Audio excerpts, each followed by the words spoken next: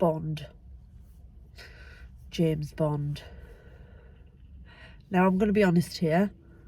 I haven't always been a fan. When I was little, my sister really, really liked the Bond films. Probs, big into the Roger Moore era of films. And because she liked them, I just decided I didn't. So for a long time, I avoided them. I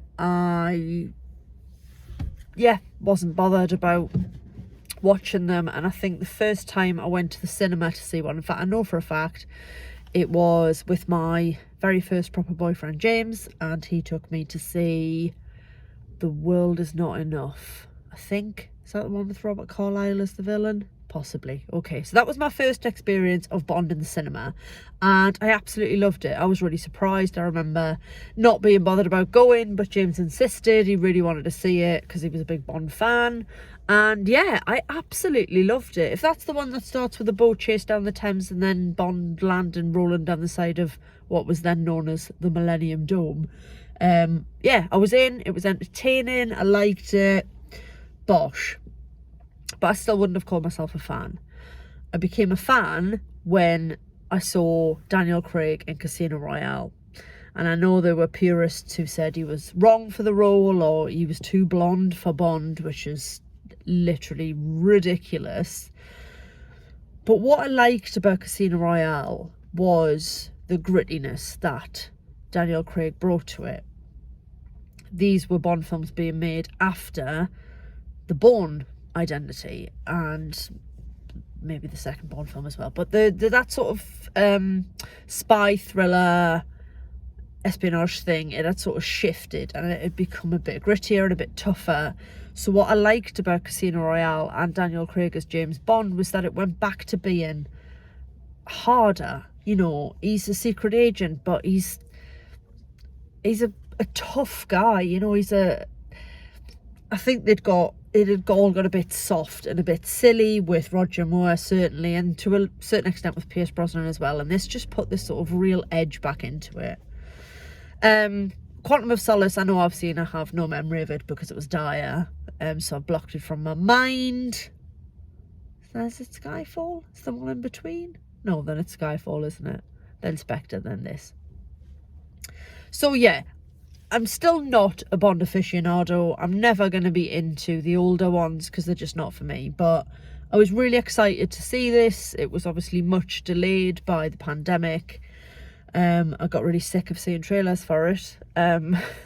But tonight I finally got to see it. And I'm 3 minutes into my review and I haven't even spoken about it yet. And the thing is, I can't really say anything because, spoilers, it's obviously been out for about a week now. And I'm really glad nobody spoiled it for me. I thoroughly enjoyed it. Here's why. Daniel Craig is brilliant in this role, and he obviously really embraced the fact that it was the last time he was going to play Bond, so I really loved seeing that.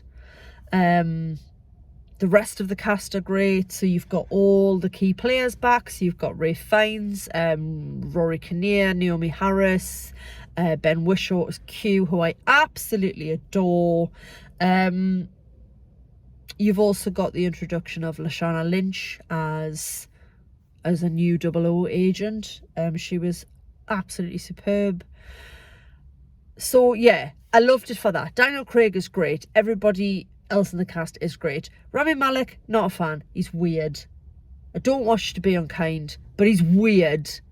And I know sometimes Bond villains are weird, but like he's proper weird, isn't he? So I wasn't hugely keen on him, and I don't really think he had the edge of a proper Bond villain. It was really great to see Christoph Waltz again as Blofeld, to see Jeffrey Wright back as Felix Leiter, who we first saw in Casino Royale. So he was very, very good. It was nice to have him back again. I enjoyed it because it had a lot of glamorous locations, and that's one of the things you think of when you think of those older Bond films, was that, and I think it was Mark Kermode said this, but it showed you places in the world that we have never been. And I haven't really been on holiday for a while. So seeing all these really glamorous, exotic locations was one thing that really used to make Bond an event for people back in the days when people didn't really travel that far. So yeah, it was just nice to see those those sun-drenched hills and him driving a car up a mountain and, you know, and then fight scenes and car chases through marketplaces and tiny spaces and cars that shouldn't quite fit and motorbikes upstairs and just all of those Bond things. I really enjoyed seeing all of those Bond things in the sunshine. I like the gadgets and I like the cars. There was some great zingy one-liners in there that I thoroughly enjoyed, but not too cheesy. There was a lot of tips of the hat to not only Daniel Craig's time as Bond, but Bond as a whole. The story was good. It is too long. It's like 2 hours 40 something, and it could have been like trimmed a little bit. But I can't say I didn't enjoy it. It's a proper big blockbuster, big, action-packed. It's full of incredible set pieces. The stunts are amazing. I don't know which stunt he was doing when he busted his ankle, but I know he did. And it was just a real celebration of not only the character of James Bond and the history of the character, but of Daniel Craig and everything that he brought to the role. And I think he brought a lot to it. He has been my favourite Bond, and he probably always will be, depending on who they tee up next. Fingers crossed for Dev Patel. So yes, if you're a purist, I think you will enjoy it. If you're a more of a Bond dabbler like me, I think you'll enjoy it. If you just enjoy films, you'll enjoy it. One thing I will say, how bloody weird it was being in the cinema tonight with loads of people. Like, lots of people. It was 7 o'clock and it was packed. I came to see Candyman the other week. I was the only one in there, and there was loads of people. And no disrespect to my fellow patrons, but there was loads of people who clearly not only haven't been in the cinema since before lockdown, but people who go like once every 2 to 3 years when something like this is out. So I took the seat I'd booked, and then I looked around, and there was noisy-ish people behind me during the trailers, and then there was a couple to the end of the row, a bit older, and I just thought, you're going to irritate the piss out of me. So I moved. I moved to be away from people. Like, it was nice to see it with an audience, because when the one-liners happened, there was a proper laugh. And it's not, I don't want cinemas to be empty. I want cinemas to survive, and I want films to do well and all that sort of stuff. But I'm so used to sitting there with like a handful of people, and sitting in a screen that was absolutely packed. Well, not packed, but you know, by 2021 standards, it was packed. And weirdly, rather than it being an exciting experience because there was more people, it just made me feel more lonely. But here we are.